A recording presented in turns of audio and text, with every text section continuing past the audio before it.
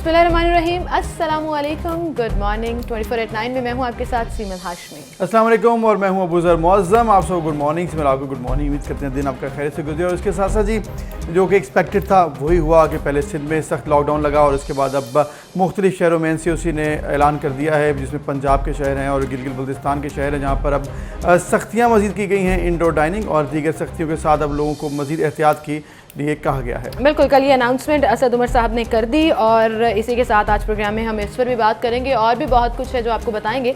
आज के प्रोग्राम में देखते हैं हमारे पास क्या क्या है जो हमने आपके साथ शेयर करना है। सबसे पहले सिंध के बाद पंजाब में भी पाबंदियां। सिंध पुलिस को भी इख्तियारात मिल गए। डेल्टा वायरस मजीद खतरनाक। पाकिस्तानी फिल्म मेकर का बेहतरीन feature documentary award. Tehreek Insaf की आज़ाद जम्मू कश्मीर में एक और कामयाबी। महंगाई में बदतदरीज इजाफा, जिम्मेदार कौन?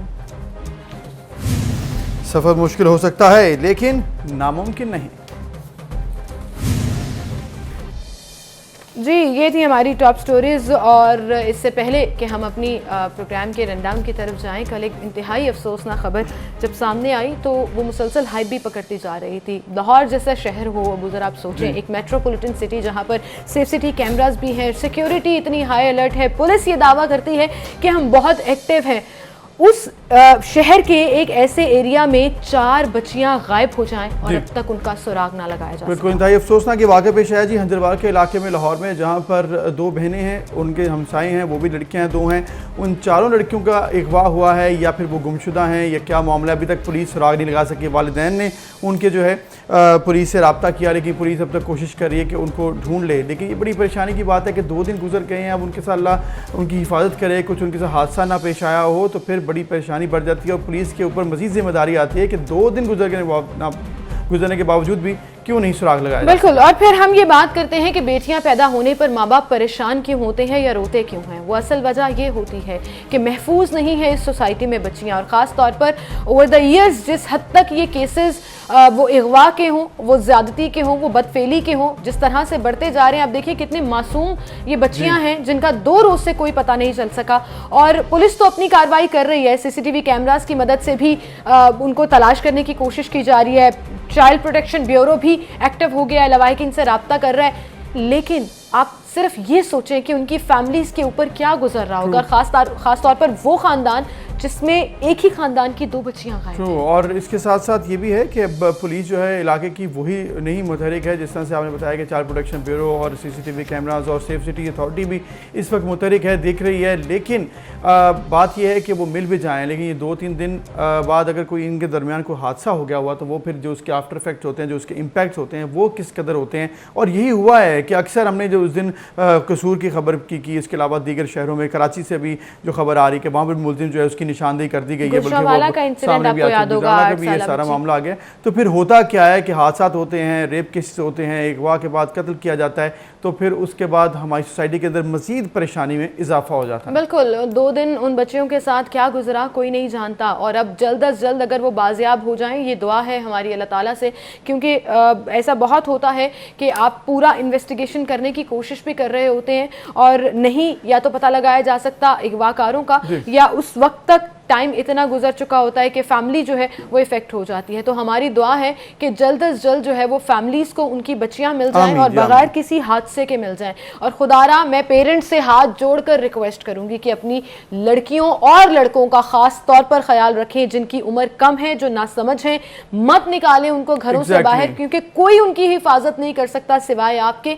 घरों में अपने सामने रखें, ये पेरेंट्स की प्राइम रिस्पॉन्सिबिलिटी होनी चाहिए। बिल्कुल। और इसके साथ साथ आगे बढ़ते हैं और कल के अहम फैसलों पर कुछ बात करते हैं जो कि NCOC ने कल डिसीजन लिया। असद उमर साहब ने कल इस हवाले से ब्रीफिंग भी दी है और चूँकि 67 मरीज़ कल दम तोड़ गए 24 घंटों में, 3582 नए केसेस भी सामने आए और फिर 7.19 पॉजिटिव रेशो भी हुई, तो उसी वजह से ये डिसीजन लिया गया है कि आइंदा चंद दिनों में यानी कि 31 अगस्त तक मजीद सख्ती की जाए मुख्तलिफ शहरों में, जिसकी वजह से कोरोना केसेस में कमी आ जाए। बिल्कुल, ये कल बड़ी अहम प्रेस कॉन्फ्रेंस थी जो शाम के औकात में की गई और नई पाबंदियों का ऐलान किया गया है और 3 अगस्त से मार्केट्स का टाइम जो है वो 8 बजे कर दिया गया है। हफ्ते में 2 रोज बाजार बंद रहेंगे। रेस्टोरेंट्स जो इंडोर खोल दिया गया था वैक्सीनेटेड लोगों के लिए वो बंद कर दिया गया है। हाँ, अलबत्ता होम डिलीवरी आप करा सकते हैं।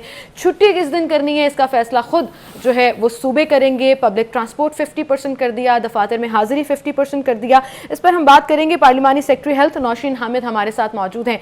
बहुत शुक्रिया डॉक्टर साहिबा वक्त देने के लिए। डॉक्टर साहिबा, हम जो पिछले 3-4 दिन से कोविड का ग्राफ देख रहे हैं, रेशो 7+, 8+ आ रही है। कल 8.8 तक पहुंच गई, आज 7.1। कैसा देख रही हैं आप इस चीज को? एनसीओसी ने अब जो डिसीजन लिया है सेलेक्टिव शहरों का, क्या आपको लगता है इससे ये रेशो कम होगी, कंट्रोल होगी? डॉक्टर साहब से राब्ता सिग्नल्स जो है वो डिस्टर्ब हुए तो खत्म हुआ। मेरे ख्याल में जिस तरह से इन्होंने डिसीजन लिया है एनसीओसी ने, और उसकी बड़ी वजह यही है कि आइंदा आने वाले दिनों में 14 अगस्त है, मुहर्रम के दिन भी आ रहे हैं, उसकी वजह से लोगों को अंदर थोड़ा सा एटलीस्ट आप कुछ एहतियात तो कर सकें। क्योंकि जब लोग बाहर निकलते हैं, आप ऑलरेडी आप देख रही हैं मार्केट्स में रश है, रेस्टोरेंट्स में रश है, इसके अलावा इवेंट्स भी लोग करवा रहे हैं, शादियाँ हज़ार लोगों की शादियाँ इंडोर हो रही हैं, और वहाँ पर कभी कभी किसी को मैंने शादी के अंदर मास्क पहना कभी नहीं देखा। तो फिर इन चीज़ों को देखते हो किसी ने वैक्सीनेशन कराई है या नहीं कराई है, सिर्फ लोग उस तरह से फिर फॉलो नहीं करते हैं। अगर अच्छा, मैंने कुछ वीडियोस ऐसे देखी हैं जहाँ पे लोग एक्चुअली रिस्पांसिबिलिटी का मुजाहरा कर भी रहे हैं, ऑल्दो वो रेशो बहुत कम है। मतलब फॉर एग्जांपल एक डांस वीडियो मैं देख रही थी किसी के मेहंदी के फंक्शन की, और वो जो सब लोग डांस कर रहे थे या एंजॉय कर रहे थे, दे वर वेयरिंग मास्क। तो मुझे वो देखकर बड़ा अच्छा लगा, लेकिन बहुत कम परसेंटेज है जो एक्चुअली इसको फॉलो कर रही है। तो ये देखना है कि ये जो शहर हैं जिनमें रावलपिंडी, लाहौर, फैसलाबाद, मुल्तान, पेशावर, एबटाबाद है, गिलगित, स्कर्दू, मुजफ्फराबाद, मीरपुर, आज़ाद कश्मीर और सिंध में तो ऑलरेडी लॉकडाउन सख्त किया गया है। तो इन शहरों को केटर किया जा रहा है, इन शहरों को टारगेट किया जा रहा है। आई थिंक नॉर्दर्न एरियाज में ये बड़ा जरूरी था कि इसको केटर किया जाए। हमने देखा कि ईद की छुट्टियों में अभी जो पूरा एक वीकेंड गुजरा है, 27 लाख लोग वहां पर 4 दिन वहाँ ट्रैफिक जैम रहा है। वहाँ पर तो 700 रुपए में पेट्रोल मिलना शुरू हो गया था, ब्लैक में मिलना शुरू हो गया, पेट्रोल खत्म हो गया, वहाँ पे लैंडस्लाइडिंग हो गई इतने। और ये भी कहा जा रहा था कि अगस्त तक वहाँ पर तमाम जो होटल्स हैं उनकी बुकिंग फुल है, यानी कि अभी वहाँ पे अभी भी गुंजाइश नहीं है। तो भाई लोग जो वहाँ पर जा रहे हैं वो एटलीस्ट वैक्सीनेटेड हैं, ये तो हमें ख्याल रहेगा और ये भी हमें पता है। लेकिन क्योंकि होटल्स में आपकी एंट्री नहीं है अगर आप तक वैक्सीनेशन, लेकिन जो 8 बजे तक का टाइम है, इंडोर डाइनिंग है, इसमें अगर कुछ सख्ती कर ली जाएगी तो फिर एटलीस्ट आप कुछ ना कुछ रश तो आप लोगों के जो हैं वो बड़े बड़े शहरों में कम कर सकें। ऑल्दो कारोबारी तबका नाराज होता है, डाउन हो या लॉकडाउन हो, उससे ज़्यादा खुश नहीं होता, क्योंकि हमने देखा कि कराची और सिंध में काफ़ी ये परेशानी रही, ताजिर बरादरी नाराज़ भी रहे। लेकिन सिंध ने सख्तियाँ जो हैं वो सख्त भी कर दी कि सिम बंद कर देंगे हम, उसके बाद हमारा next step social media accounts बंद करने का होगा। तो नाराज़ होते हैं लोग, लेकिन आप ये भी समझिए कि ये चेन ब्रेक करने के लिए डिफरेंट स्टेप्स उठाए जाते हैं। हाँ, अलबत्ता एक चीज़ जिसको मैं ज़रूर अप्रिशिएट करना चाहूँगी गवर्नमेंट की तरफ से, कि अब वेलकम किया जा रहा है कि अगर आपके पास ID कार्ड नहीं है तो भी आप वैक्सीनेशन लगवा सकते हैं। आप अपना बेफॉर्म लेकर जा सकते हैं, कोई डिग्री क्वालिफिकेशन का कोई सर्टिफिकेट है वो साथ लेकर जा सकते हैं, और आसानी ये की गई है कि अगर वो भी नहीं है तो आप अपने मोबाइल नंबर के जरिए वैक्सीनेशन लगवा सकते हैं। आई थिंक ये बड़ा बोल्ड और ज़बरदस्त स्टेप था, क्योंकि बहुत से ऐसे बूढ़े लोग हैं, ऐसे ज़ईफ लोग हैं हमारी सोसाइटी में जिनके ID कार्ड्स नहीं होते, ऐसे माइनर्स हैं जिन्होंने ID कार्ड्स नहीं बनवाए हुए या नहीं बनवा सकते फॉर सम रीज़न। तो अब वो भी, हमारे बहुत से ट्रांस कम्युनिटी के लोग हैं जो वैक्सीनेशन नहीं लगवा पा रहे थे क्योंकि उनका ID कार्ड उस तरह से नहीं बना था। So now they can cater them as well कि वो अपना सर्टिफिकेट दिखाकर या अपना नंबर मोबाइल दिखाकर रजिस्ट्रेशन करा। बड़ा अच्छा इनिशिएटिव है, लेकिन अभी ये सिर्फ कराची में एक्सपो सेंटर पर कराची में है, अभी ये बाकी किसी और जगह पे नहीं हुआ, लेकिन डिसीजन ले लिया गया और आहिस्ता आहिस्ता ये बाकी भी शहरों में, बाकी सेंटर्स में भी शुरू हो जाएगा। और फेडरल गवर्नमेंट भी यही सोच रही है कि तमाम सूबों में इसको फॉलो किया जाए, क्योंकि ये बड़ा ज़रूरी है कि अगर किसी के पास ID कार्ड नहीं है, बहुत से पाकिस्तान में वो लोग भी रहते हैं जिन्होंने ID कार्ड नहीं बनवाए हैं, यानी कि अफगान मुहाजिरीन और दीगर जो मुहाजिरीन पाकिस्तान में आए थे उन्होंने अभी भी ID कार्ड नहीं बनवाए। 16 से 20 लाख लोग अभी भी ऐसे हैं, तो उनके लिए भी ये ज़रूरी है। इसके अलावा ओवरऑल भी आप जिनके पास नहीं ID कार्ड अगर नहीं बनवा सके तो उनके लिए भी ज़रूरी है। फिर ये भी फैसला किया कि घर घर जाकर कराची और सिंध में भी अब ये फैसला लिया गया है कि वहाँ पर भी प्रॉपर तरीके से वैक्सीनेशन लगाई जाए। फिर जेलों में मुलाकातें भी अब बंद कर दी गई हैं, मजीद सख्ती की गई। पुलिस को भी अब इख्तियार दिया गया सिंध में कि भाई कर सकती है, पहले से असिस्टेंट कमिश्नर और डिप्टी कमिश्नर कर सकते थे, तो मजीद सख्ती करना पुलिस को और आपके जो लॉ इन्फोर्समेंट एजेंसीज हैं उनको मजीद इन्फोर्स करवाना कि वो काम कर सकें, ये बड़ा ज़रूरी है। और साथ SOPs में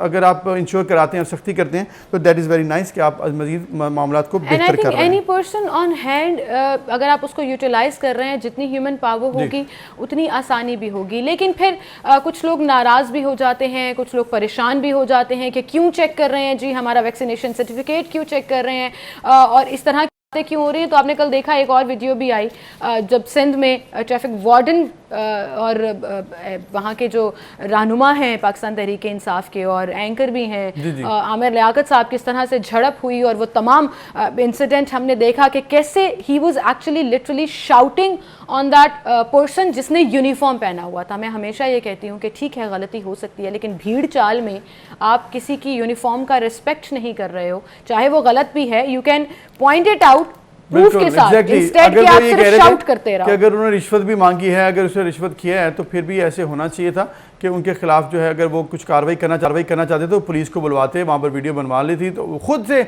आकर इस तरह से अब बढ़कर उन्होंने जो किया वो थोड़ा सा अजीब सा लगा। लेकिन एनीवेज यहाँ पे हमारे यहाँ पे अक्सर देखा है कि आमिर लियाकत साहब बहुत सी खबरों की ज़ीनत बन भी जाते हैं। तो ये है जी सारा मामला। इसके अलावा जो हमने ओवरऑल ऑपरेशन कोरोना की सख्ती मजीद हो जाती है, तो दैट इज़ वेरी नाइस कि अगर आप इसको सख्ती को मजीद सख्त करते हैं ताकि लोग इसको फॉलो करें, वरना लोग मानते नहीं हैं। बिल्कुल। अच्छा, एक और चीज़ आपको बताते हैं कि जब हम बात करते हैं कोविड वायरस के अभी के वेव की, और इसमें सबसे ज़्यादा ख़तरनाक बात यह है कि डेल्टा वेरिएंट जो है वो एग्जिस्ट कर रहा है और वो बहुत तेज़ी से रैपिडली ट्रांसमिट कर रहा है, जिसकी वजह से ये रेशो बढ़ रही है और उसको हमने लॉकडाउन की सूरत में कंट्रोल करने की कोशिश की है। लेकिन ये डेल्टा वेरिएंट किस हद तक खतरनाक है, इसके इम्पैक्ट्स क्या हैं, और हम अपनी जानें, अपनी सेहत, अपने प्यारों की, अपने बड़ों की जो हमारे ऊपर डिपेंड करते हैं, खासतौर पर उन लोगों के लिए जो जॉब करते हैं, उनसे कैसे बच सकते हैं, इस पर हम बात करेंगे। Chairperson corona task force doctor Ataur Rahman इस वक्त हमारे साथ मौजूद हैं। अस्सलाम वालेकुम डॉक्टर साहब, बहुत शुक्रिया वक्त देने के लिए। वालेकुम अस्सलाम। डॉक्टर साहब, बड़ी स्केरी सिचुएशन हो गई है, खासतौर पर डेल्टा वेरिएंट जो अब बहुत तेज़ी से फैल रहा है कि वो परसेंटेज जो 2 से नीचे चली गई थी, केसेस 500-600 पर आ गए थे, हम दोबारा 5000-6000 तक पहुंच रहे हैं, 7.1 रेशो। क्यों ये इतना ख़तरनाक है, ज़रा समझाइएगा हमें। बिस्मिल्लाहिर्रहमानिर्रहीम। दरअसल 4-5 वजूहात हैं।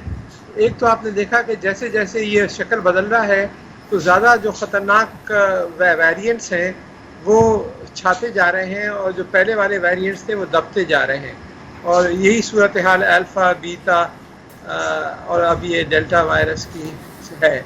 अब उसकी एक तो वजह ये है कि ये वायरस जो है ये अपने आप को पोशीदा कर लेता है और ये आसानी से जो दिफाई निज़ाम है वो पहचानता नहीं है, इंसानी दिफाई निज़ाम इसको, तो ये हम बहुत आसानी से करता है। आपके जो जिस्म की नेचुरल एंटीबॉडीज़ हैं वो फेल हो जाती हैं इसको डिटेक्ट करने में। दूसरी वजह ये है कि ये मल्टीप्लाई बहुत तेज़ी से करता है और अरबों कॉपियाँ अपनी जिस्म के अंदर बना लेता है जिस्म के अंदर दाखिल होने के बाद। तीसरी वजह ये है कि ये जो है ये वायरल लोड बहुत ज़्यादा होता है इसका, यानी कि जो पेशेंट है जो बीमार हो जाता है इससे, जब वो खांसता है या वो सांस लेता है तो 1000 से 1200 गुना ज़्यादा वायरसेस उसके मुंह से खारिज होते हैं बद चाइनीज़ वायरस के मुकाबले में जो शुरू में आया था 1.5 साल पहले। यानी कि एक आदमी आपके बराबर इससे खांस रहा है, इसका मतलब है तकरीबन 1200 आदमी आपकी चारों तरफ जमा है और वो खांस रहे हैं। तो ये एक बहुत ही शदीद बीमारी का नतीजा बनता है इसका, क्योंकि बहुत ज़्यादा इसमें वायरल लोड है उसके मुकाबले में, और फिर ये खामोशी से हमला करता है आपके अज़ा पर, जिसके अंदर फेफड़े भी हैं और आपके आंतें और दूसरे अज़ा के ऊपर। तो ये वजूहात हैं जिसकी वजह से ये जो है बहुत ज़्यादा ख़तरनाक। सही। तो डॉक्टर साहब आपने जिस तरह बताया तो काफ़ी ख़तरनाक है, परेशानी का बाइस भी है। तो ये बताइएगा कि जो लोगों की इम्यूनिटी होती है, कहा जाता है कि एक दफ़ा वायरस हो जाए तो आपकी इम्यूनिटी बेहतर हो जाती है, या ओवरऑल भी हर्ड इम्यूनिटी की तरफ बढ़ रहे हैं लोग, अब इतर हो रही है, बन जाती है। अब क्या वाकई आपको लग रहा है कि हमारी आवाम में कुछ इस हवाले से इम्यूनिटी बेहतर हो गई होगी डेल्टा की, या इसको मज़ीद वक्त लगेगा? वैक्सीनेशन के अलावा बात कर रहा हूँ। नहीं, बिल्कुल इसमें वक्त लगेगा, अभी कोई ऐसी इम्यूनिटी बेहतर नहीं हुई है और बहुत ही ख़तरनाक सूरत हाल है। हर्ड इम्यूनिटी जब आती है जब 70-80% लोग जो है मुब्तला हो जाएं और उनके अंदर एंटीबॉडीज़ डेवलप हो जाएं, जब जो है फिर ये दब जाता है। लेकिन उसके आने में अभी आपको साल भर 1.5 साल लगेगा जब तक कि सब वैक्सीनेट नहीं हो जाते या फिर आपके ज़्यादा लोग मुब्तला नहीं हो जाते। तो आपकी इम्यूनिटी जो है वो यकीनन बेहतर नहीं है, बल्कि इम्यूनिटी जैसे जैसे ये वायरस डेवलप हो रहे हैं तो वैक्सीन्स जो बनती हैं उनकी इफेक्टिवनेस भी कम होती जाती है, और आप जो है वो ज़्यादा ससेप्टेबल हो गए अब, क्योंकि ये ज़्यादा ख़तरनाक वायरसेस हैं। ये डार्विनियन थ्योरी है ऑफ नेचुरल सिलेक्शन कि जो भी ज़्यादा चीज़ डोमिनेट करेगी वो छा जाएगी और दूसरी चीज़ें दब जाएंगी। तो ये मसला है यहाँ पर कि आपकी जो ज़्यादा ख़तरनाक वैराइटीज़ हैं वो अब छा रही हैं। बिल्कुल सही डॉक्टर साहब, ये तो सारी उसकी ख़तरनाक बातें हो गई जो आम आदमी को, आम आवाम को समझने की ज़रूरत है, और उसी वजह से हम चूँकि समझ नहीं पा रहे, अभी भी लोग मास्क का उस तरह इस्तेमाल नहीं कर रहे, एक फैशन स्टेटमेंट या सिर्फ पाबंदियों की वजह से हम थोड़ी पर चढ़ा लेते हैं, नाक से नीचे कर लेते हैं, and we don't really care कि कोविड खुदा न खास्ता हो ना जाए। डॉक्टर साहब ये बताइएगा कि अभी जो हम सिचुएशन देख रहे हैं ऑल ओवर पाकिस्तान, वो चाहे सिंध है, लाहौर है या डिफरेंट जगहों पर है, क्या ये जो नया इतलाक किया गया है, नोटिफिकेशन एनसीओसी का आया है, पाबंदियां लगाई जा रही हैं टाइम लिमिटेशन के साथ स्मार्ट लॉकडाउन में, क्या ये इस चेन को ब्रेक कर सकेगा? जी, अभी तक बहुत कामयाब रही है एनसीओसी की पॉलिसी, और दुनिया भर में सराहा गया है। पिछले 1.5 साल के अंदर आपने देखा कि कितने अच्छे तरीके से हमारे सिचुएशन पाकिस्तान में हैंडल की गई है, और ये इस वक्त भी एनसीओसी जो है वो बहुत रोज़ाना की बुनियाद पे कई हज़ार मकामात को लॉकडाउन किया जाता है। आपने देखा इस्लामाबाद की बहुत सारी जगहों पे सख्त लॉकडाउन कर दिया गया है, तो और जहाँ जहाँ वो चीज़ें बेहतर हो जाती हैं वो लॉकडाउन ख़त्म कर दिया जाता है। तो एनसीओसी की पॉलिसी बहुत अच्छी है, लेकिन हमें भी ताउन करना है। एनसीओसी अकेला कुछ नहीं कर सकता जब तक कि हम ताउन नहीं करें। बिल्कुल सही, बिल्कुल सही आपने कहा, ताउन हमारा बहुत ज़रूरी है। तो डॉक्टर साहब आप कुछ बताइएगा कि किस तरह से लोगों को मज़ीद प्रिकॉशनरी मेजर्स लेने चाहिए, यानी कि ये कहा जा रहा है कि 4 माह से लेकर 8 साल के बच्चों में भी डेल्टा वेरिएंट पाया गया है। बच्चों के हवाले से हमने देखा है कि हम उतने ज़्यादा केयरफुल नहीं होते हैं, कहते हैं इनको नहीं होता, तो उन हवाले से भी साथ ओवरऑल कितना ज़्यादा मज़ीद सख्ती करनी चाहिए अपने ऊपर? जी, बात यह है कि ये इसमें SOPs तो वही हैं जो पहले बताई गई थी आपको, लेकिन इसमें ख़ास तौर पे कोई बंद कमरा हो, उसके अंदर ज़्यादा लोगों को जमा नहीं होना चाहिए, हर वक्त मास्क पहनना चाहिए, मास्क पहने रहना चाहिए, जो सोशल डिस्टेंसिंग रखनी चाहिए। लेकिन एक चीज़ मैं बताता चलूँ कि अब एक नया वेरिएंट पाया गया है जो हमारी कराची लेबॉरेटरी के अंदर हमने देखा है, इसका नाम है कैपा। ये कैपा वेरिएंट है, और ये जो है ये अब 3% पॉपुलेशन में जो इसमें मुब्तला है इस मर्ज़ में, उनमें 3% अब पाया गया है, और अब ये तेज़ी से ये भी बढ़ सकता है। तो ये नए नए वेरिएंट आ रहे हैं, डेल्टा और डेल्टा प्लस जो के अलावा एप्सिलॉन पाया गया है लाहौर में, और कैपा पाया गया है अब कराची में। तो ये जो है ये इससे और मज़ीद ख़तरनाक हो सकती है। तो इसमें जितनी आप एहतियात करें, जो कि सारी बताई गई हैं आपको एहतियात, लोगों से हाथ ना मिलाएं, करीब ना जाएं, दूर रहें, और ख़ास तौर पे बंद कमरों के अंदर ज़्यादा दूरी रखें। तो ये सब बहुत अहम है। हाथ बार बार धोएं आप, और किसी ऐसी चीज़ों को हाथ न लगाएं जहाँ दूसरे लोगों ने हाथ लगा रखा हो, जैसे कि आप कोई कुर्सी के साइड में जो हैंडल्स होते हैं, या आप चढ़ रहे होते हैं जीने पे, तो जीने के साथ में आप सपोर्ट लेकर उसको हाथ लेके चढ़ते हैं, तो अपने आप को संभाल के चढ़ते हैं, तो वहाँ पर आपके हाथ पे वो लग सकता है। और अब तो ये हवा में रहता है, एक आदमी गुजरा है, खांसा है, गुजर गया है, अब आपके पास कोई नहीं है, आप उसी के 1 मिनट बाद वहाँ से गुजरते हैं, तो हवा में मोहल्लक रहता है, आपने वो सांस ले लिया, आप इन्फेक्ट हो जाएंगे। तो ये जो है ये तो हर वेरिएंट के बारे में जनरली है कि वो हवा में भी एग्जिस्ट करता है, फैलता है। अब आपने 2 और वेरिएंट्स का जिक्र कर दिया जो ऑलरेडी, एक लाहौर में केसेस रिपोर्ट हो रहे हैं, कराची में भी हो रहे हैं। ये कहिएगा कि ये बहुत ज़्यादा बात की जा रही है इसके ऊपर कि डेल्टा वेरिएंट या डेल्टा प्लस जो है वो ख़ासतौर पर पानी से फैल रहा है, बी इट स्विमिंग पूल्स या ऐसा कोई जगह जहाँ पर पानी का इंटरेक्शन डिफरेंट लोगों के साथ है। पानी अगर आप पी रहे हैं पब्लिक जगह से, या पब्लिक वॉशरूम्स भी इस्तेमाल कर रहे हैं, तो उससे भी आपको डेल्टा वेरिएंट हो सकता है। Is it true? इसमें कितनी रिसर्च सामने आई है? नहीं, पानी भी से भी फैल सकता है, लेकिन अकेले पानी का मसला नहीं है। ज़्यादातर ये एयरबॉर्न होता है, और ज़्यादातर हवा के अंदर ज़्यादातर जो फैल रहा है ये एयरबॉर्न होने की वजह से फैल रहा है। लेकिन यकीनन है कि एक आदमी बीमार आदमी है, स्विमिंग पूल में चला गया, दूसरे लोग भी उस पर आए हैं, लेकिन कितने लोग हमारे यहाँ स्विमिंग पूल इस्तेमाल करते हैं? तो ये बहुत ही माइनर फैक्टर है मेरे ख्याल से। जो मेजर फैक्टर वो हवा के अंदर जो ये रहता है। लेकिन डॉक्टर साहब आई थिंक ये जो माइनर फैक्टर है, ये पेरेंट्स को खास तौर पर ध्यान में रखना चाहिए। जितने समर कैंप्स लगे हैं जहां बच्चे जा रहे हैं एक्स्ट्रा करिकुलर एक्टिविटीज के लिए, वहां पर स्विमिंग आजकल एक टॉप ऐसी एक्स्ट्रा करिकुलर एक्टिविटीज है जो बच्चे ऑप्ट करते हैं। तो I think parents should realise कि अपने बच्चों को अभी फिलहाल प्लीज घरों में रखें, क्योंकि ये बच्चों में भी बड़ी तेजी से फैलता है। बिल्कुल सही फरमाया आपने, हमें बिल्कुल एहतियात करनी चाहिए, क्योंकि बहुत ही मूजी है ये। और बहुत तेज़ी से ये पिछले वायरसेस के मुकाबले में कहीं ज़्यादा ख़तरनाक है, पिछले वायरस के वेरिएंट्स के मुकाबले में।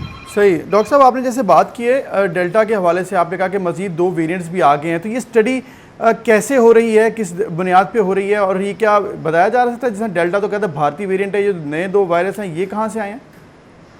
बात यह है कि ये जो कराची यूनिवर्सिटी में हमारा ही इदारा है, ये जो international centre for chemical and biological sciences, तो वहाँ पे एक पूरा फुल फ्लेज सेंटर है, नेशनल सेंटर फॉर वायरोलॉजी, और एक सेंटर है जिनोमिक्स रिसर्च का, Jamilur Rahman centre for genomics.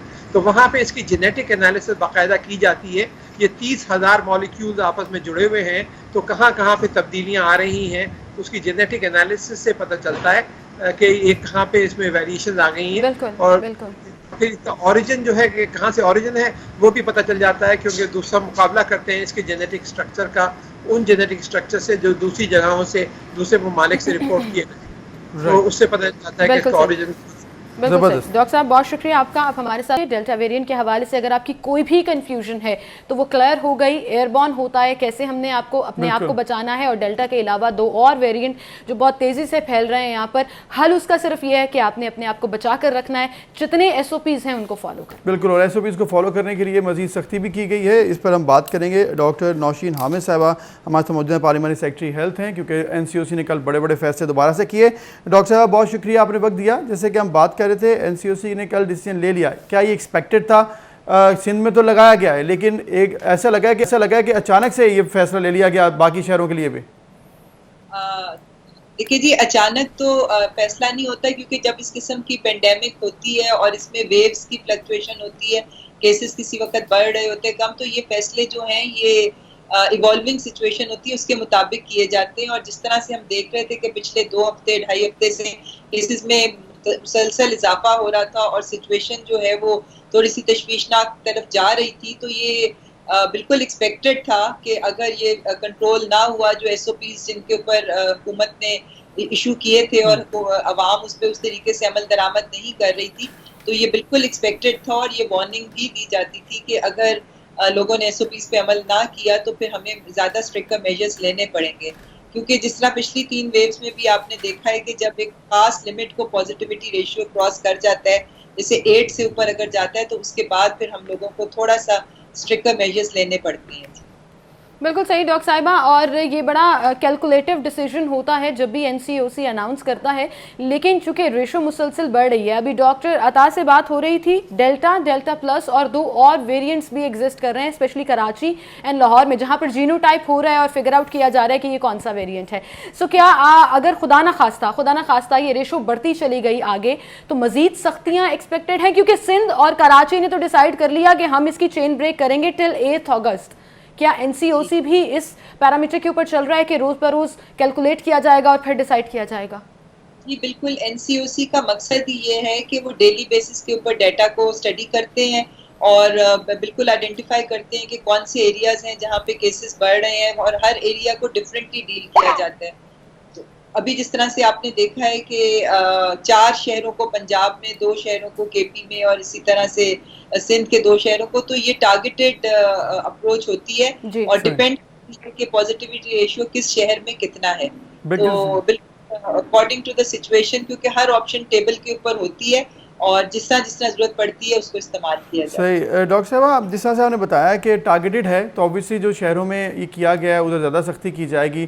जो दीगर शहर हैं जिनमें गुजरांवाला भी है, साहिवाल है, उकाड़ा है, रहीमियार खान है, वहाँ से किस तरह की न्यूज़ आ रही है? क्या वहाँ पर ठीक है, मामला अंडर कंट्रोल हैं, या फिर वहाँ पर भी मसला बढ़ रहा है? नहीं जी, मसला तो मैं समझती हूँ कि इस वक्त पूरे पाकिस्तान में ही है, हर तरफ ही बढ़ रहा है, क्योंकि जाहिर है हमारी ट्रैवलिंग और लोगों का आपस में बहुत ज्यादा इंटरेक्शन होता है, ट्रांसपोर्ट वगैरह भी अभी चल रही है, तो इशू तो सारी तरफ ही है। मगर इसको बस जिस तरह से मैंने आपको बताया कि हॉटस्पॉट्स को देखते हुए और केसेस का ट्रेंड देखते हुए, हॉस्पिटल के ऊपर कितना बर्डन है, कितने केसेस आ रहे हैं, उन सारी चीजों की रोशनी में जो है वो डे टू डे जो है बिल्कुल डॉक्टर साहिबा, बहुत शुक्रिया आपका, आप हमारे साथ मौजूद थी and thanks for always being with us and providing us information. हमेशा ये बात की जाती है कि जो प्लेटफॉर्म आपके पास है, अपफ्रंट आकर आवाम को इन्फॉर्मेशन दें जहां पर भी हम स्टैंड कर रहे हैं, ताकि आवाम भी अपने आप को प्रिपेयर कर सके अकॉर्डिंग टू द इन्फॉर्मेशन। और अगर पाबंदियां लग रही हैं या सख्त फैसले आइंदा आने वाले दिनों में भी हो रहे हैं तो आवाम मेंटली प्रिपेयर्ड हो,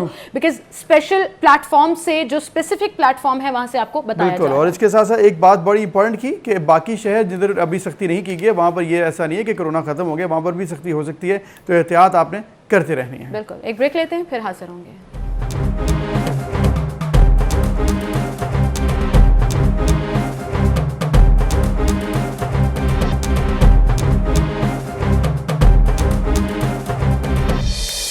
वेलकम बैक नाज़रीन, हम बात करेंगे कि ऐसी डॉक्यूमेंट्री के हवाले से जिसको अवार्ड मिला और वो किसी और ने नहीं बल्कि एक पाकिस्तानी ने बनाई है और एक इंटरनेशनल इशू है। इंडोनेशिया में एक सेविंग इंडोनेशिया सेट्रम यानी कि एक रिवर है जिसको बचाने के हवाले से उन्होंने एक डॉक्यूमेंट्री बनाई और मेरे ख्याल में ये बड़ा ज़बरदस्त उन्होंने काम किया। बिल्कुल, और इसका थीम ये था कि गैर ज़रूरी केमिकल के अखराज ने दरियाए स्ट्रीम को दुनिया का सबसे गंदा दरिया जो है वो बना दिया है। अब इस डॉक्यूमेंट्री को 3 किस्तों में तकसीम भी किया गया था और सबसे मज़ेदार बात यह है कि इस डॉक्यूमेंट्री को ना सिर्फ अवार्ड मिला बल्कि बहुत ज़्यादा एप्रिसिएशन भी मिली। और ये हमारे गेस्ट पहले भी हमारे साथ मौजूद रहे हैं अपनी फेमस डॉक्यूमेंट्रीज की वजह से। शहजाद हमीद हमारे साथ मौजूद हैं, उन्हें हम खुशामदीद कहेंगे। अस्सलाम वालेकुम शहजाद। वालेकुम सलाम, क्या हाल चाल है? Thank you so much Shahzad for joining in again and welcome back एक बार फिर से। You make us proud every time, आप जब भी कुछ उसको बनाते हैं। सो ये जो डॉक्यूमेंट्री के बारे में थोड़ा सा बताइएगा। जो पर्पस था इस सीरीज का, इसका नाम है वंस अपॉन अ रिवर, और ये दरिया जो साउथ एशिया में उस पर फोकस कर रहे थे। और उसकी वजह ये थी कि 2050 में 50% जो दुनिया है उसमें पानी ख़त्म हो जाएगा। ये क्लाइमेट चेंज की वजह से होगा। तो इस वजह से हमने ये डॉक्यूमेंट्री सीरीज को बनाने का फैसला किया और इसमें हमने इंडोनेशिया, कैम्बोडिया और बांग्लादेश 3 मुल्कों के दरिया पे किए। उसमें इंडोनेशिया का चितारम रिवर था, बांग्लादेश का ब्रह्मपुत्र था और कैम्बोडिया में मीकोंग रिवर था। और तीनों जो हैं वो फेस कर रहे हैं बहुत सारे प्रॉब्लम्स। इंडोनेशिया की जो डॉक्यूमेंट्री थी स्पेसिफिकली वो केमिकल वेस्ट और एग्रीकल्चर वेस्ट के ऊपर थी और ये दुनिया का सबसे गंदा तरीन दरिया बन चुका था। और डॉक्यूमेंट्री हमने इंडोनेशियन आर्मी के साथ मिलकर बनाई और इसमें 7000 इंडोनेशियन आर्मी के जो पर्सनल थे वो इसकी सफाई में लगे हुए हैं। और ये 10 साला मंसूबा है इंडोनेशियन गवर्नमेंट का, जिसके अंदर 4 लाख टन केमिकल वेस्ट जो है वो निकालना है दरिया के अंदर से। तो उस पे ये फिल्म थी। ज़बरदस्त। तो शहजाद ये बताइएगा, अब ये आपका जो आइडिया है तो बड़ा अच्छा है और एनवायरनमेंट फ्रेंडली आइडिया है, आपको गवर्नमेंट ने भी सपोर्ट किया है, तो ये बताइएगा इसमें हल क्या बताया गया, क्या होना चाहिए आइंदा आने वाली नस्लों के लिए, किस तरह से बचाया जा सकता है अपने माहौल को? देखिए, सबसे पहले तो ये कि आपकी जो इंडस्ट्रीज हैं उनको थोड़ा सा कॉन्शियस होना पड़ेगा, क्योंकि चितारम रिवर के अंदर जितनी भी पोल्यूशन हो रही है वो इंडस्ट्रियल वेस्ट से हो रही है। तो उसके अंदर वेस्ट ट्रीटमेंट प्लांट्स एक लॉ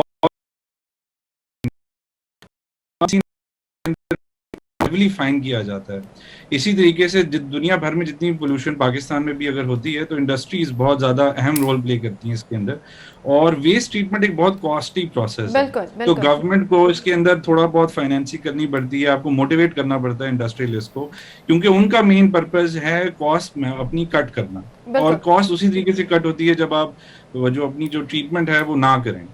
तो ये एक बहुत पेचीदा मसला है और आपको अपनी बिजनेस कम्युनिटी को और गवर्नमेंट को साथ बैठना पड़ेगा और उसी वक्त आपकी क्लाइमेट बेहतर होगी। एंड शहजाद, ये इतना सोची समझी डॉक्यूमेंट्री और रिसर्च स्पेस है that this makes us proud कि एक पाकिस्तानी दुनिया में पाकिस्तान का नाम रोशन कर रहा है। और यही हमारी थीम है टिल 14 अगस्त कि हम उन तमाम लोगों को जो दुनिया भर में पाकिस्तान का नाम रोशन कर रहे हैं, जो फ़ख्रे पाकिस्तान है, अपने अपनी कैपेसिटी और प्लेटफॉर्म में पाकिस्तान को आगे लेकर जा रहे हैं, so we should celebrate them as well, and this is the reason you're part of this program as well, apart from your achievements, क्योंकि वो एक अलग अगर देखा जाए तो एक बहुत बड़ी चीज है। So how does that make you feel कि पूरी दुनिया में जब भी आपका नाम आता है या आपको सेलिब्रेट किया जाता है, पाकिस्तान का नाम पहले आता है?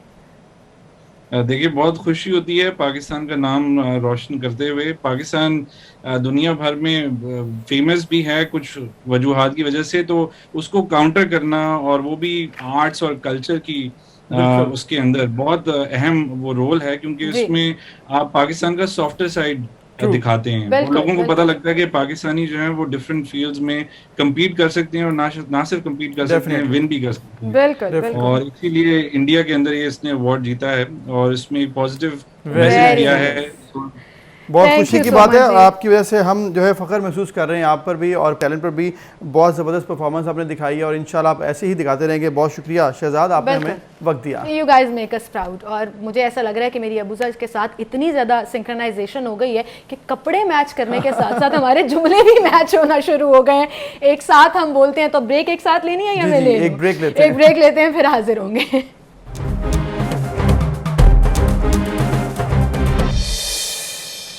वेलकम बैक नाज़रीन। ब्रेक पर जाने से पहले हमने एक डॉक्यूमेंट्री के हवाले से बात की जो कि माहौल दोस्त है, और अपने माहौल को बेहतर करने के लिए सबकी जिम्मेदारी होती है, चाहे वो इंडस्ट्री हो, चाहे वो सिविक सेंस में एक शहरी की जिम्मेदारी हो कि अपने गली मोहल्लों को साफ़ करे। और अक्सर हम देखते हैं कि हम ऐसा नहीं करते, चाहे वो हम लोग सड़कों पर गंद फेंकते फिरें या घर के बाहर फेंकें। और मुझे इतना गुस्सा आता है उन लोगों पे कि जो बाड़ी से बाहर अपना सारे का सारा कूड़ा फेंक देते हैं। लेकिन ये वीडियो देखिए, इस वीडियो में एक जानवर जो शायद हमसे बेहतर है कूड़ा उठा के डस्टबिन में फेंक रहा है। और आपको पता है, जब भी आप नॉर्दर्न साइड पर जाएं, एक बोर्ड देखकर मैं बड़ा इंस्पायर हुई और उस पर बार बार ये लिखा हुआ था कि humans trash the environment, animals don't behave like an animal. और ये वीडियो उसकी एग्जांपल है कि आप अपने इर्द गिर्द के माहौल को साफ सुथरा रखें। और देखें वो हाथी कितना क्यूट लग रहा है, किस तरह से वो देखें रखी हुई डस्टबिन के अंदर वो वहाँ पर जो मौजूद कूड़ा था उसको उठा कर फेंक रहा है। और ये चीज़ बहुत बड़ा एक मैसेज हो सकता है बहुत से लोगों के लिए कि आप डस्टबिन के बाहर, डस्टबिन वहाँ पड़ी भी होती है तो आप उसके अंदर नहीं फेंकते हैं। और इस हाथी को इतनी समझ थी कि वहाँ से गुजर रहा था और उसने शायद वो ट्रेन था, लेकिन फिर भी हमें भी बहुत ट्रेनिंग मिलती है, हम लोगों को भी कहा जाता है, लेकिन हम मानते नहीं हैं। तो ये हाथी को कहा गया और उसने माना और उसने जो कूड़ा था वो डस्टबिन में डाला, जो कि एक बेहतर और यही एक वाहिद तरीका है अगर आपने अपने माहौल को और अपने इर्द गिर्द को कूड़े को साफ रखना है। And let's start this campaign जो गवर्नमेंट ने स्टार्ट की, clean Pakistan. Let's play our role. Pakistan को साफ रखें, सिर्फ अपनी गाड़ी या अपने घर को नहीं, अपने इर्द गिर्द के तमाम जगहों को। वो सड़कें जो साफ सुथरी होती हैं और हम सब पेपर्स बाहर फेंक देते हैं। प्लीज रियलाइज दिस कि ये हमारी सिविक रिस्पॉन्सिबिलिटी है। एक ब्रेक लेते हैं, फिर मिलते हैं।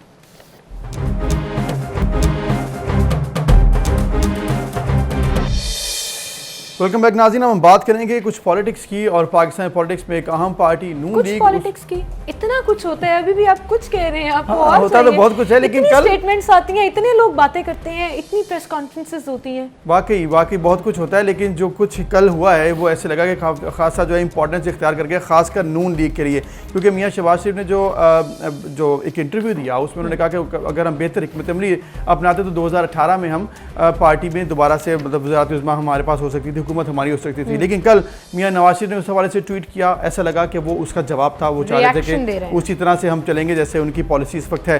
फिर कल शाहिद खाकान अब्बासी साहब ने भी कहा है कि मैं मियां शहबाज शरीफ से पूछना चाहूँगा कि कहाँ पर उन्होंने गलती देखी। इसका मतलब कुछ ना कुछ प्रॉब्लम अभी भी नजर आ रहा है। जब अपने घर में प्रॉब्लम चल रही हो तो लोगों को बातें करने का मौका मिल जाता है। ये हमारी सोसाइटी में होता है और ये पॉलिटिक्स में भी होता है। जब एक पार्टी विद इन पार्टी लड़ाई कर रही हो या ऐसे ग्रुपिज्म नजर आ रहा हो क्लियरली ऑन सोशल मीडिया, तो फिर गवर्नमेंट को मौका मिल जाता है खास तौर पर अपनी ओपोनेंट पार्टी के बारे में बात करने के लिए। और वजीर दाखिला शेख रशीद साहब आपको पता है पहले बड़े एक्टिव है, तो उन्होंने भी कल ये कहा कि कौमी असम्बली में ऑपोजिशन लीडर अगर माजी भुलाकर आए तो मुज़ाकरात के दरवाजे खुले हैं। दैट मीन्स कि वो वेलकम कर रहे थे शहबाज शरीफ की मुफाहमत की पॉलिसी को, और इसके साथ साथ कहीं ना कहीं वो हवा दे रहे थे इस पूरे इशू को। शहबाज शरीफ को दावत दी है, he was making him realize that he is important and his point of view is right, and उसमें एक जो रिफ्ट है अब पार्टी के अंदर, वो क्लियरली उस चीज़ का फायदा भी होता है। बिल्कुल, अब इस पर हम बात करेंगे कि कितना ये इंपॉर्टेंट है इस वक्त मियां शहबाज शरीफ साहब का बयान और आइंदा आने वाले दिनों में क्या एक्सपेक्टेड है। हमारे साथ अंजुम रशीद साहब मौजूद हैं जो कि सीनियर सहाफ़ी हैं, तज्ज़ियाकार हैं। अंजुम साहब बहुत शुक्रिया, आपने वक्त दिया। मियां शहबाज शरीफ साहब ने इंटरव्यू दिया 2 दिन अभी हो चुके हैं, लेकिन अभी भी मामला ऐसा लग रहा है कि कल ही मतलब बहुत ताज़ा इंटरव्यू था। कैसे देखते हैं आप जो उसके ऊपर रिएक्शन आ रहा है मियां नवाज शरीफ साहब का और फिर शाहिद खाकान अब्बासी साहब का? हाँ, मियां शहबाज शरीफ ने जो इंटरव्यू दिया उस पर 3 रिएक्शन आए हैं। एक तो शेख रशीद साहब का, दूसरा शाहिद खाकान अब्बासी का और तीसरा खुद नवाज शरीफ का। अच्छा, मैम सर शेख रशीद का जो स्टेटमेंट है शहबाज शरीफ के बयान पर, उसे ज़रा गौर से देखें तो शहबाज शरीफ ने वाज़ेह तौर पे कहा है कि अगर हम मुफाहमत की पॉलिसी अपना जो कहा उसको मैं मतलब इंटरप्रिटेशन कर रहा हूँ, उसकी मैं तशरीह कर रहा हूँ। उनके कहने का मतलब जो ये था वाज़ेह तौर पे उन्होंने कहा है कि अगर मुशावरत की जाती, यानी मुझसे बात की जाती और मेरी बात मानी जाती, तो 2018 के इलेक्शन हम जीत सकते थे और उसके नतीजे में नवाज शरीफ चौथी दफ़ा जो है वो वज़ीर आज़म होते। अच्छा, इस पे उन्होंने जो मुफाहमत की बात की है, इस पर शेख रशीद साहब जो है वो शहबाज शरीफ, वो जो है मियाँ नवाज शरीफ की मज़ाहमत के बयान पर शेख रशीद इतने परेशान नहीं हैं, बल्कि वो उससे शायद खुश हैं।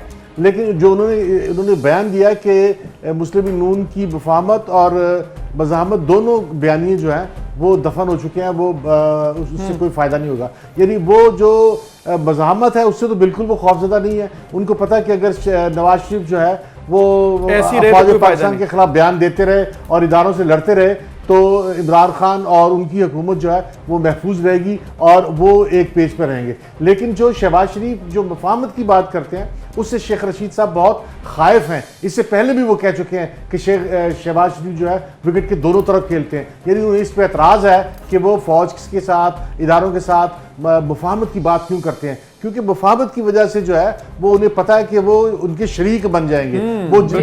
वो जिनके साथ एक पेज पे हैं, उनके साथ अगर शहबाज शरीफ भी एक पेज पे आ गए तो उनका स्टैंड करना, उनका हुकूमत में रहना, उनका इक़्तिदार में रहना मुश्किल हो जाएगा। इसलिए वो इससे खौफज़दा हैं कि कहीं शहबाज शरीफ की मुफाहमत जो है वो कामयाब ना हो जाए। वो शहबाज शरीफ की मुफाहमत से जो है वो बहुत ज़्यादा खौफज़दा है, और आज कल भी जिन्होंने बयान दिया है उसका मतलब एक ही है कि वो शहबाज शरीफ की मुफाहमत से खुश नहीं है। वो उससे डरे हुए हैं कि अगर शहबाज शरीफ की मुफाहमत कामयाब होगी तो उनका इक़्तिदार जो है वो जिस कहते हैं कि हम एक पेज पे हैं, वहाँ पेज उनका हिल जाएगा और शहबाज कामयाब हो सकते हैं। दूसरी बात जो उन्होंने ऑफर की है कि भी वो ऑफर तो इन्होंने शहबाज शरीफ ने जो ऑफर की थी वो इदारों के बारे में की थी कि इदारों के साथ जो हमारे ताल्लुकात हैं हम उसका माजी भूल के हम आगे जो है खुशगवार ताल्लुकात पैदा करें। लेकिन शेख रशीद ने उसे इंटरप्रेट किया कि नहीं, वो हुकूमत के साथ बात करना चाहते हैं, और अगर हुकूमत के साथ बात करना चाहते हैं तो वो वोटिंग मशीन पे बात करें। वोटिंग मशीन पे तो शहबाज शरीफ बात नहीं करेंगे, इसलिए कि वोटिंग मशीन की सिक्योरिटी और पर तो अभी खुद हुकूमत भी क्लियर नहीं है, और वोटिंग मशीन पे अभी शहबाज शरीफ और अपोजिशन बात करने को तैयार साहब, ये तो वही हो गया ना कि घर में लड़ाई चल रही है तो चलो जी उनके साथ सुलह करके एक साइड को चूज करके उसको अपने मुफाद के लिए इस्तेमाल कर लें, चाहे वो वोटिंग मशीन पर अग्रीमेंट करना हो या डिफरेंट लॉज को अप्रूव करना हो, क्योंकि शहबाज शरीफ ऑपोजिशन लीडर तो हैं, इंपॉर्टेंट इम्पैक्ट तो है। लेकिन यहाँ ये बताइएगा कि शहबाज शरीफ क्यों इतना ओपन अप फ्रंट आकर इस चीज को एक्सेप्ट कर रहे हैं, क्योंकि हमेशा से ये एक इमेज रहा है उनका, but now he is being open about it, वो खुलकर ये बात कर रहे हैं।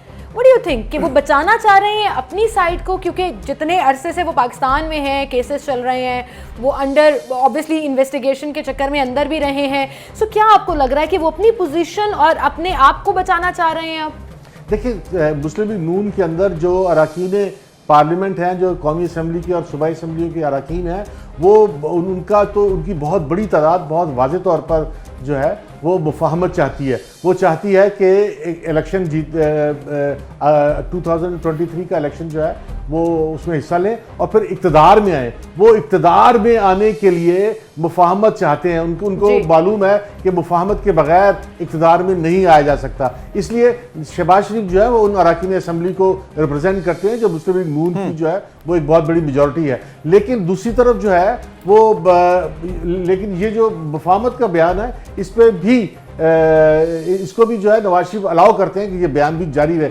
लेकिन कल उन्होंने ट्वीट के जरिए बहुत बड़ा इंपॉर्टेंट है ट्वीट के जरिए, क्योंकि शहबाज शरीफ ने पब्लिक में आके जब बयान दिया मुफाहमत का, तो नवाज शरीफ को फिर पब्लिक में आके शहबाज शरीफ के बयान की वजाहत करना पड़ी। उन्होंने ट्वीट किया, क्योंकि उनका बयान तो यहाँ शाया होता नहीं है, हो नहीं सकता। उन्होंने ट्वीट किया जिसका मतलब ये था कि वो अपने पुराने मुज़ाहमत के बयानिए पे खड़े हैं, वो शहबाज शरीफ की मुफाहमत के बयानिए पे एग्री नहीं करते, और नवाज शरीफ का ख्याल ये है कि जो मुफाहमत का बयानिया है, जो स्ट्रगल का लड़ाई का बयानिया है, उसकी बुनियाद पे वो अवाम उनके साथ खड़े होंगे और अवाम उनके साथ रहेंगे और अगला इलेक्शन भी जीत सकेंगे। अगर नवाज शरीफ साहब ने तो कह दिया कि अगर हम समझौता नहीं करेंगे, उन्होंने कल ट्वीट में क्लियरली ये कह दिया, और शहबाज शरीफ साहब चाहते हैं कि समझौता कहीं ना कहीं हो जाए। शाहिद खाकान अब्बासी साहब, जो कि साबिक वज़ीर आज़म है, बड़ा अहम उनका पार्टी का ओहदा है, उन्होंने कहा कि मैं पूछना चाहूँगा शहबाज शरीफ साहब से कि उन्होंने ऐसा क्यों कहा। यानी कि मतलब ये पूछना चाहूंगा, डायरेक्टली पूछ सकते हैं वो मैं इस तरह प्रेस सारे सवाल कॉन्फ्रेंस और में मतलब मीडिया के सामने क्या पूछना चाहेंगे? फोन उठाएं, कॉल करें और पूछ लें। नहीं इश्यू क्यों बना रहे हैं? नहीं, वो देखिए ना, ये वोट बैंक के साथ वो बात कर रहे हैं, वो शहबाज शरीफ के साथ बात नहीं कर रहे। खाकान अब्बासी जो है, जो मुस्लिम लीग नून का वोट बैंक है, उन्होंने शहबाज शरीफ को कल सुना था और शहबाज शरीफ की जो बातें थी उनको उन्होंने काउंटर करने के लिए शहबाज खाकान अब्बासी वोट बैंक से बात कर रहे हैं, वो शहबाज शरीफ से बात नहीं कर रहे। और एग्जैक्टली शायद खाकान अब्बासी वही बात कर रहे हैं जो बात नवाज शरीफ ने की है। वो नवाज शरीफ की पोजीशन पे खड़े हैं और शहबाज शरीफ जो है वो दूसरी तरफ सामने खड़े हैं। खाकान अब्बासी यही कह रहे हैं कि मज़ामत का बयानिया जो है उसमें कोई गलती नहीं है, वो आइन की बालादस्ती का बयानिया है, और जो शहबाज शरीफ का बयानिया है वो बयानिया जो है वो दुरुस्त नहीं है, वो तो हमारे खिलाफ साजिश हुई थी और हमें जो है वो नवाज शरीफ को नायल करना ये साजिश थी और एक प्लान के तहत नवाज शरीफ का मज़ामत का बयानिया है, वो उस तरफ खड़े हैं और शहबाज शरीफ दूसरी तरफ खड़े हैं। बड़े क्लियर कट बयानिए जो हैं वो अप फ्रंट एक दूसरे के सामने आ गए हैं, और जब आप दुनिया के सामने इस तरह की बातें करते हैं तो फिर इशू भी बनता है, डिस्कशन भी होती है, प्राइम टाइम शोज भी होते हैं, गवर्नमेंट फायदा भी उठाती है और इख्तलाफात खुलकर सामने आ जाते हैं। लेकिन वहीं पर अब अगर हम दूसरी साइड का जिक्र कर लें और सिंध वर्सेस विफाक का जिक्र कर लें या पीटीआई वर्सेस पीपल्स पार्टी का जिक्र कर लें, तो कल सईद गनी साहब ने बड़ा क्लियरली कहा कि 1 लाख इमरान खान भी आ जाएं तो सिंध को टेक ओवर नहीं कर सकते, और पीटीआई ने ये क्लियरली कहा था कि अगले इलेक्शन में सिंध भी हमारा होगा। अच्छा, अब सूरत ये है कि सिंध जो है वो इमरान खान को खटक रहा है। एक तो सिंध में उनकी कोई बुनियाद नहीं है, कोई बेस नहीं है, और सिंध में इलेक्शन जीतने का उनका कोई अभी तक कोई चांस नहीं है। और दूसरी तरफ जो उन्होंने कराची से 14 सीटें ली थी वो सीटें भी इमरान खान को खतरे में नजर आ रही हैं, क्योंकि कराची में जो फेडरल गवर्नमेंट है वो डिलीवर नहीं कर रही। कराची के जो मसाइल जो थे, जो पहले से मौजूद थे, पानी का मसला है, सीवरेज का मसला है, और जो है वो ट्रांसपोर्ट का मसला है, बिजली का मसला है, ये कोई मसला जो है ये हल नहीं हो सका।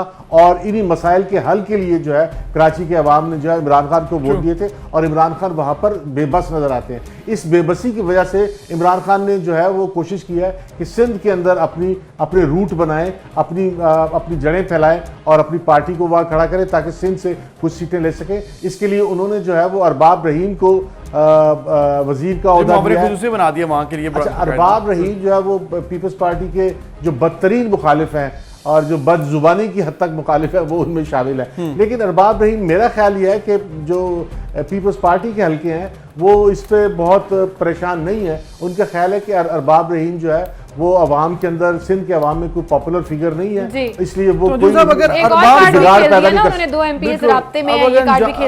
अरबाब रहीम या फिर ये 2-3 MPs अगर छोड़ के आ रहे हैं पीटीआई को, और इसके अलावा MNS की बात भी हो रही है, कराची में उस तरह से अब ताकत नहीं रही है पीटीआई की, अगर ये सारी ग्राउंड रियलिटी हमें भी मालूम, हम देख भी रहे हैं और लोगों का रिस्पॉन्स भी देख रहे हैं, पीटीआई किन बेसिस पर कह रही है कि आइंदा आने वाले इंतखाबात में हम वहाँ से अपना हुकूमत बना लेंगे अपनी? देखिए, पीटीआई का एक इशू ये है कि कराची से वो 14 सीटें जीते हैं और ये सीटें वो बरकरार ही नहीं रखना चाहते, वो अगले इलेक्शन में इन सीटों में इजाफा चाहते हैं। दूसरी तरफ पीपल्स पार्टी जो है वो कोशिश कर रही है कि कराची में जो है जो पीपल्स पार्टी की सीटें उनमें इजाफा हो, और एक सीट का इजाफा हो भी गया है। जो फैसल वाडा ने सीट जीती थी वो पीपल्स पार्टी ने जीत ली है। अब इमरान खान जो है वो मैदान में लाए अरबाब रहीम को, लेकिन अरबाब रहीम को लाने की वजह से पीपल्स पार्टी अलर्ट तो हो गई है कि अरबाब रहीम जो है वहाँ के इलेक्टेबल जो है उनको इकट्ठा करेंगे और एक इंसाफ को मजबूत करेंगे और अगले इलेक्शन में कुछ सीटें जीतेंगे। लेकिन पीपल्स पार्टी जो है वो अब अरबाब रहीम को काउंटर करने के लिए जो है वो अपना वो नैरेटिव पेश कर रही है कि इमरान खान 1 लाख भी आ जाए तो कुछ नहीं कर सकते। लेकिन उनके ख्याल में ये है कि अब अरबाब रहीम की वजह से उन्हें ज्यादा नुकसान नहीं होगा, उन्होंने जितनी सीटें ली थी उससे ज्यादा लेंगे। ये अब एक लड़ाई है, एक कोशिश है, कौन कामयाब होता है ये तो आगे जाके लोग ही बताएंगे। बिल्कुल अंजुम रशीद साहब, लेकिन एक बयानिया जो कभी फेल नहीं होता वो ये है कि अगर आप डिलीवर करेंगे अवाम आपको चूज करेगी, अवाम आपको वोट देगी regardless of the party. PTI Karachi में उस तरह से परफॉर्म नहीं कर सकी जिसकी वजह से एक सीट ज़िमनी इंतखाब में कराची की पीटीआई हार गई। अब 2023 में क्या होगा, तब तक अगर ये कराची वालों को वो 1100 अरब का पैकेज हो या बाकी चीजें प्रोवाइड कर सकते हुए तो फिर अवाम चूज कर लेगी, अदरवाइज फिर नतीजा हम गेस कर सकते हैं। अंजुम साहब का बहुत शुक्रिया। एक ब्रेक लेते हैं जी, फिर मिलते हैं।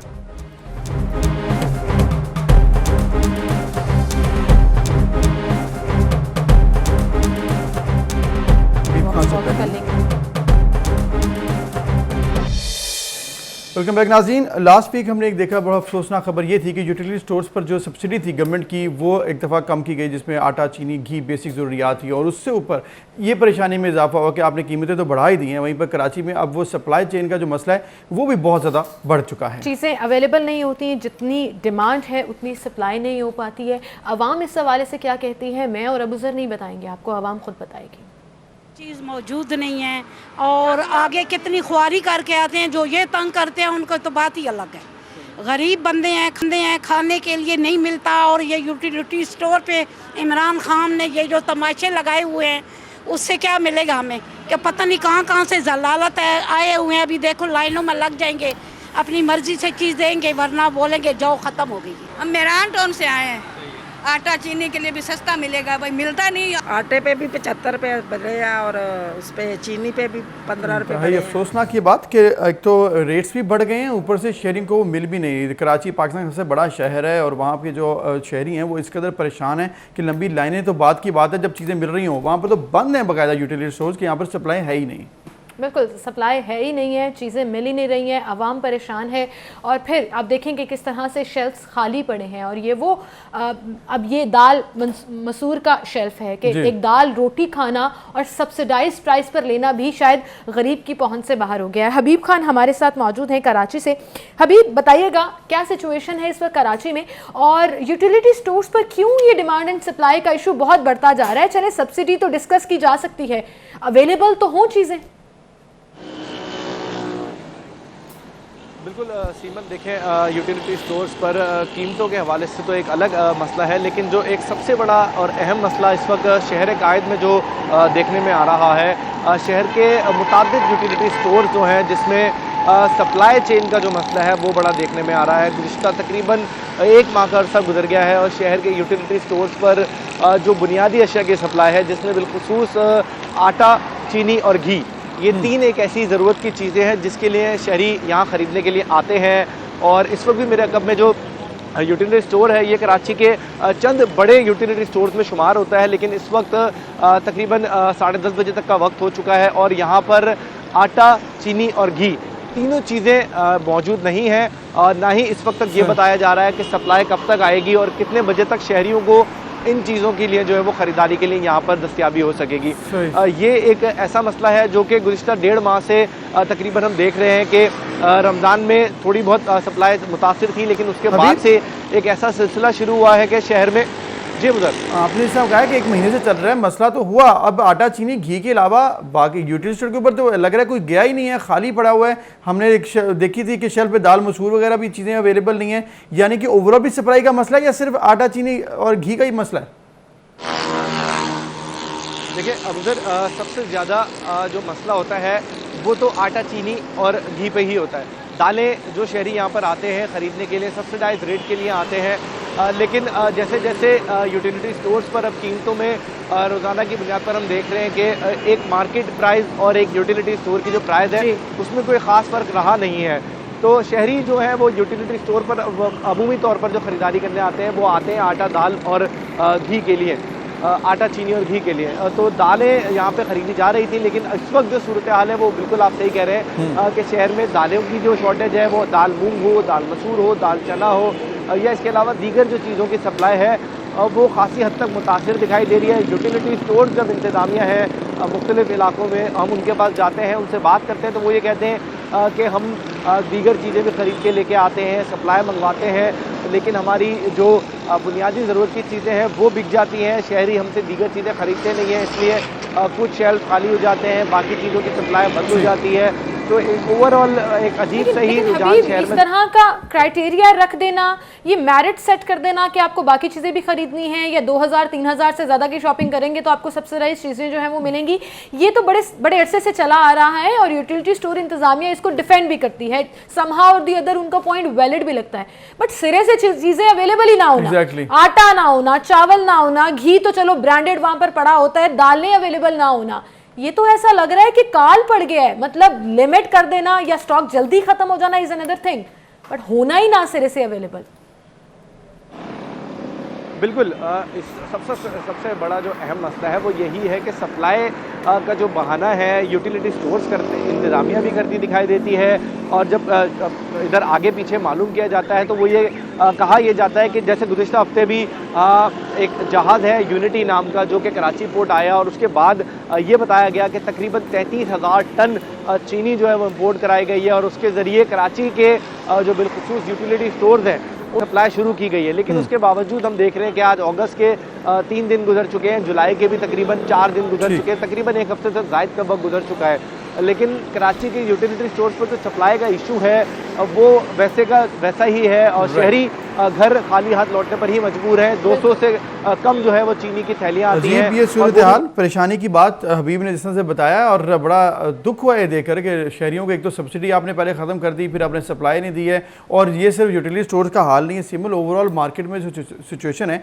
महंगाई इस कदर बढ़ गई है। आपने जब पेट्रोल महंगा हुआ, add one point on this utility store point कि जब आप सडन चेंज ऑफ पॉलिसीज करेंगे, आप एडमिनिस्ट्रेशन को हटा देंगे और अपनी तरीके और अपनी मर्जी से डिसीजंस लेंगे तो ये होगा। और शहरी प्लीज तैयार रहें, क्योंकि इसके बाद अभी और वर्स्ट सिचुएशन होने वाली है। सब्सिडी खत्म हो या शेल्फ्स खाली हो, यूटिलिटी स्टोर्स का जो फायदा है वो कम होने वाला है। और इसके साथ साथ ना सिर्फ यूटिलिटी स्टोर्स बल्कि जिस तरह से मैं बात कर रहा हूँ कि ओवरऑल मार्केट में जो सिचुएशन है, हमने ये देखा कि जुलाई में आपकी महंगाई में मजीद इजाफा हुआ है, यानी कि जून की निस्बत महंगाई में 1.34% इजाफा हो गया। और गवर्नमेंट तो कह रही थी कि हम क्लेम करेंगे और हम कोशिश करेंगे, हम ये बात कोशिश भी करेंगे बजट के बाद महंगाई नहीं होगी, लेकिन जिस तरह से पेट्रोल और दीगर खाने पीने की अशिया और फिर डॉलर भी महंगा हो रहा है, मुसलसल 9 महीने की अब बुलंदतरीन सतह पर एक दफ़ा फिर पहुंच चुका है, तो ऐसे लग रहा है कि जो पॉलिसी बनाई आना और इस पर इंप्लीमेंटेशन करना बहुत बड़ा फर्क नजर आता है। बिल्कुल, आप इदारा शुमारियात की रिपोर्ट का जिक्र कर लें या आप जनरली ओवरऑल ओपन मार्केट की सिचुएशन डिस्कस कर लें। और अभी हम सिर्फ ग़िज़ाई अजनास की बात कर रहे हैं, सब्जियां, फल, दालें, वो तमाम चीज़ें जो आपकी खुराक के अंदर आती हैं जिसमें मुसलसल इजाफा हो रहा है।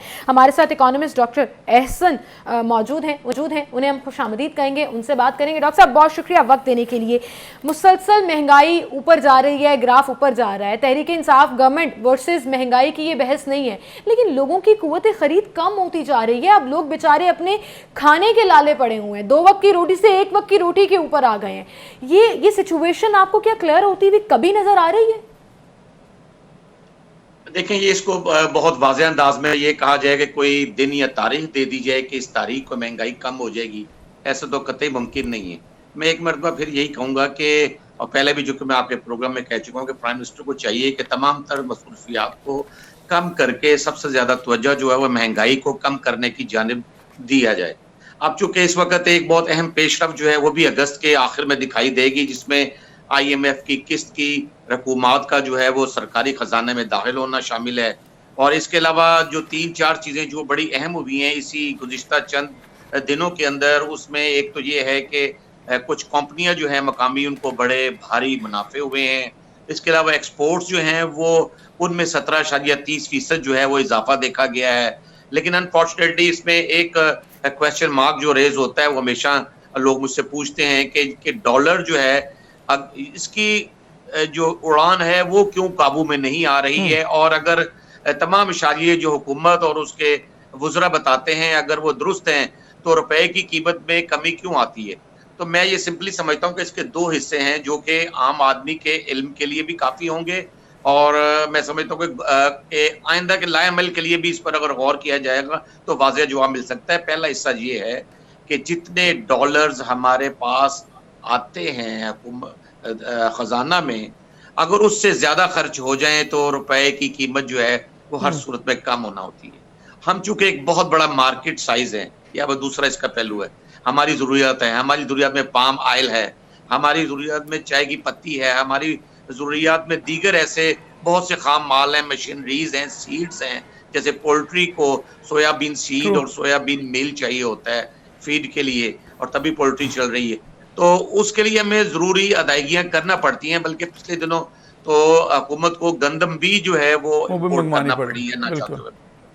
सही। तो डॉक्टर साहब आपके मुताबिक कि इंपोर्ट्स एक दफ़ा से फिर से हमने देखा कि नंबर्स बढ़ गए हैं और एक्सपोर्ट उस तरह से नहीं बढ़ी है, इसी वजह से डिफरेंस की वजह से ये बढ़ा है, तो फिर ये जो डॉलर महंगा हो रहा है, तो फिर गवर्नमेंट जो कह रही है कि रेमिटेंसेस में इजाफा हुआ, फिर आपके पास रोशन डिजिटल अकाउंट है उसकी वजह से, और फॉरेन रिजर्व अकाउंट्स बढ़ रहे हैं, तो फिर इसकी वजह से कोई फ़र्क नहीं पड़ा? यानी कि ये चीज़ें तो आ रही थी इंपोर्ट के अलावा, आपके रेमिटेंसेस भी तो कितने बढ़ गए?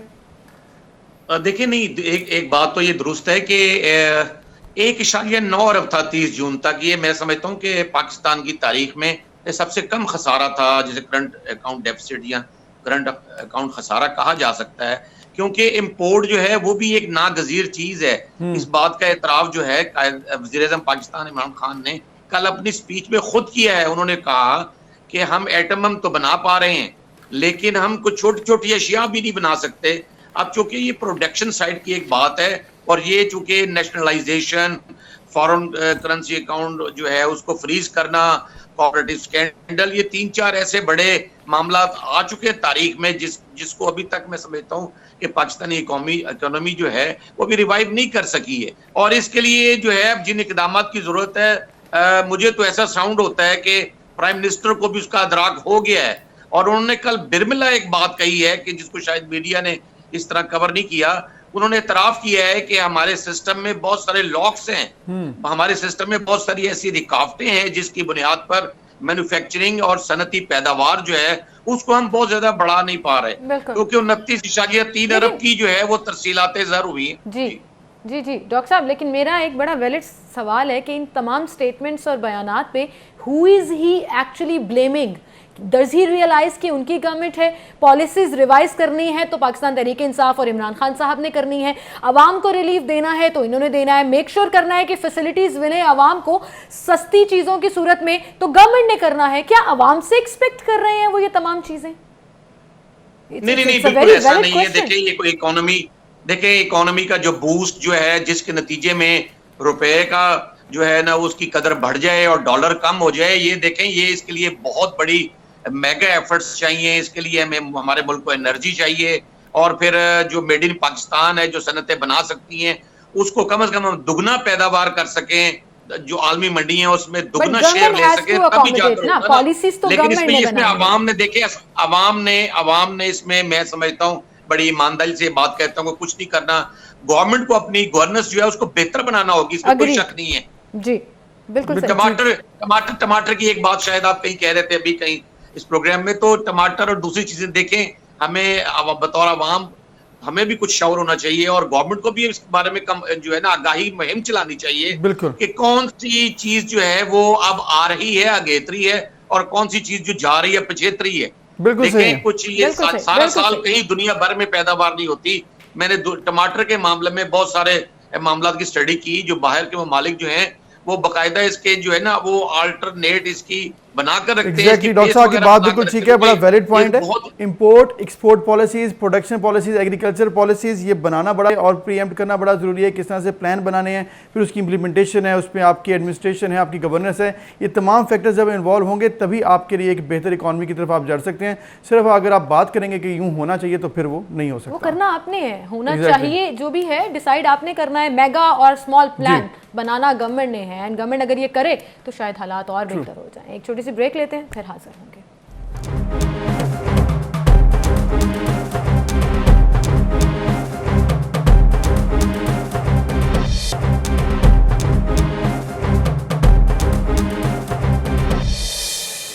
वेलकम बैक नाज़रीन। पाकिस्तान बहुत खूबसूरत है और टूरिज़्म के हवाले से जिस तरह से पाकिस्तान का नाम पूरी दुनिया में इस वक्त है, तो सभी लोग आना भी चाहते हैं पाकिस्तान में। इंशाल्लाह जैसे कोरोना बेहतर होगा और मज़ीद इसमें आसानी भी पैदा होगी। वहीं पर टूरिज़्म में लोग तो वैसे तो ट्रांसपोर्ट का इस्तेमाल करते हैं, लेकिन कुछ ऐसे लोग भी हैं पाकिस्तान में जो कि बाय वॉक पाकिस्तान का टूरिज़्म करना चाहते हैं, एडवेंचर करना चाहते हैं, कुछ रिकॉर्ड बनाना चाहते हैं, कुछ डिफरेंट करना चाहते हैं। तो ऐसे ही एक गेस्ट से आज आपकी मुलाकात कराएंगे जो ओकाड़ा से चले हैं खंजराब पास, यानी कि चाइना बॉर्डर गिलगित तक जाना चाहते हैं, और पैदल सफ़र मुश्किल हो सकता है लेकिन नामुमकिन नहीं है। और हमारे साथ मौजूद हैं उस्मान अरशद, उन्हें हम खुशामदीद कहेंगे। अस्सलाम वालेकुम उस्मान, बहुत शुक्रिया वक्त देने के लिए। सबसे पहले तो ये बताइएगा कि ये आइडिया आपके ज़हन में कैसे आया कि आपने बाय वॉक जो है ओकाड़ा से खंजराब पास जाना है? वालेकुम अस्सलाम। अच्छा, सबसे पहले आइडिया ये इसलिए आया कि क्योंकि बाइक पर भी अब बहुत सारे लोग जो हैं वो टूर करते हैं, और बाइक पर या कार पर मैं ये समझता हूँ कि आप जब जाते हैं तो बहुत सारी ऐसी चीज़ें हैं जो आप मिस कर देते हैं, या तमाम तरह इलाके जितनी भी चीज़ें हैं उनको आप अच्छी तरह से नोट नहीं कर पाते हैं। ठीक, और मैं चाहता था कि एक एक चीज़ है वो अच्छे से देखी जाए और इसको अच्छी तरह से एक्सप्लोर किया जाए, तो इसलिए पैदल चलना जो है वो मैंने मुनासिब समझा, इसलिए मैंने इसको चूज़ किया। दूसरा ये है कि पाकिस्तान जो है वो बड़ा एक पुरअमन मुल्क है, ठीक है, मैं पीसफुल पाकिस्तान का मैसेज कर निकला हूँ कि हम पैदल भी सफ़र पाकिस्तान में जो है वो कर सकते हैं, इसमें कोई इशू नहीं है। और तीसरा ये भी कि पाकिस्तान के जो लोग हैं वो बड़े सपोर्टिव हैं, इतने सपोर्टिव हैं कि मैं समझता हूँ कि शायद हमारी सोच से ज़्यादा सपोर्टिव हैं। जब आप बाहर निकलते हैं तो लोग आपको बहुत ज़्यादा सपोर्ट करते हैं, और मुझे भी अभी तक बहुत ज़्यादा जो है वो लोगों ने सपोर्ट किया है। और तो उस्मान, अब आप जिस तरह से निकले हैं और अकेले ही सफ़र कर रहे हैं, हमें ये मालूम हुआ था, तो एक दिन में कितना पैदल चलते हैं, कहाँ पर पहुँचे हैं अभी तक, और कितने दिन का टारगेट बनाया हुआ है कि आप अपनी मंजिल तक पहुँच जाएंगे? जी, इस वक्त मैं गुजरात हूँ और एवरेज जो मेरी है वो 40 से 45 किलोमीटर्स है, लेकिन तीसरे दिन जब मैं लाहौर पहुँचा हूँ तो मैंने 62 किलोमीटर्स किया था उस दिन। 62 किलोमीटर्स में चलकर लाहौर पहुँचा था, और जो एस्टिमेट है वो तकरीबन 2 माह का है, लेकिन मौसम की सूरत हाल और अपनी तबीयत की सूरत हाल के हवाले से जो है ना थोड़ा ऊपर नीचे हो सकता है। बिल्कुल सही। अच्छा उस्मान, अब ये बताएं कि आपका टारगेट क्या है, क्योंकि जो लोग भी ऐसा एडवेंचर करते हैं तो सबसे पहले अपना टारगेट क्लियर करते हैं कि आप रिकॉर्ड बनाना चाहते हैं, उस रिकॉर्ड के लिए कुछ तैयारी कर रहे हैं या सिर्फ पर्सनल एक्सपोजर और एक्सपीरियंस के लिए कर रहे हैं?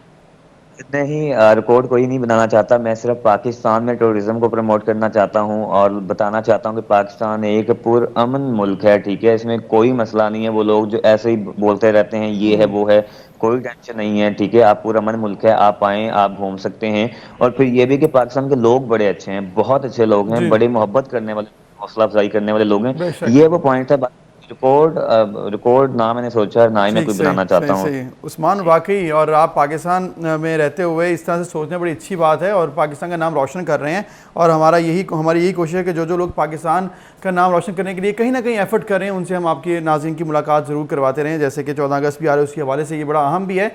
उस्मान, ये बताइएगा कि आप अकेले सफ़र कर रहे हैं, मुश्किलात आती हैं, रास्ते में कोई बीमार हो जाता है, कुछ ज़रूरत पड़ती है किसी चीज़ की, तो आपके साथ कोई सपोर्ट नहीं है, कुछ साथी नहीं है, तो रास्ते में रुकते हैं, किस तरह से मैनेज करते हैं, कहाँ पर रुकते हैं?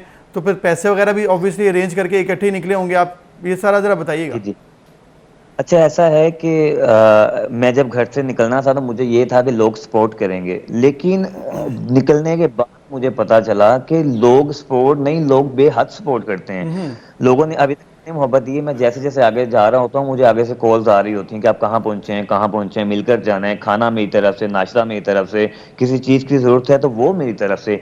ये वो पाकिस्तान का मुस्बत चेहरा है जो कि मैं दिखाना चाहता हूँ, ठीक है, यानी कि इतनी मोहब्बत लोग करते हैं। लोगों को क्या है, लोग मुझे नहीं जानते, उन्हें मुझसे क्या है, कुछ भी नहीं है, लेकिन वो पाकिस्तान में रहते हैं, उन्हें इंसानियत से मोहब्बत है, वो पाकिस्तान के शहरी हैं, वो चाहते हैं कि वो, ठीक है ना, तो ये वो बात है, ये वो इमेज है जो आप दुनिया के सामने दिखाना चाहते हैं Usman, and good luck for that, क्योंकि आगे रास्ता बड़ा मुश्किल, बड़ा कठिन भी आएगा। खंजराब पास तक गाड़ी में पहुंचना यकीन जानिए बड़ा मुश्किल है, ना सिग्नल्स आते हैं, ना हेल्प का कुछ पता होता है, पथरीले पहाड़ हैं और ऐसे लगता है जैसे आपके ऊपर मुंह पर आए हुए हैं। सो ऐसे में मुश्किल, अकेले पैदल सफर करना बड़ा मुश्किल हो जाएगा। So good luck for that, Allah Taala आपका जरूर मदद फराहम करे कि आप पाकिस्तान का नाम रोशन करने में और लोगों का इमेज सामने लाने में अपना किरदार अदा करें। आज के लिए इतना ही, इंशाल्लाह कल मिलेंगे, अपना ख्याल रखिएगा, अल्लाह हाफ़िज़।